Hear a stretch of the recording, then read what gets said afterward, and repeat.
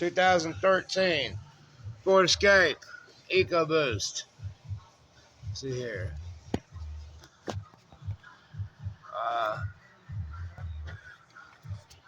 Sorry about the poor video.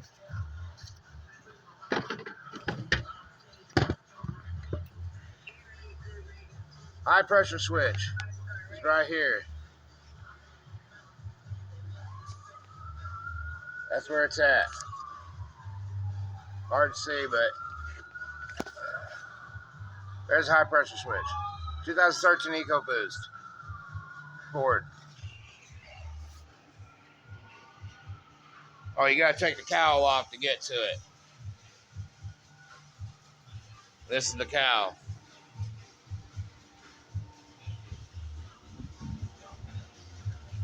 That's the lower. This is the upper.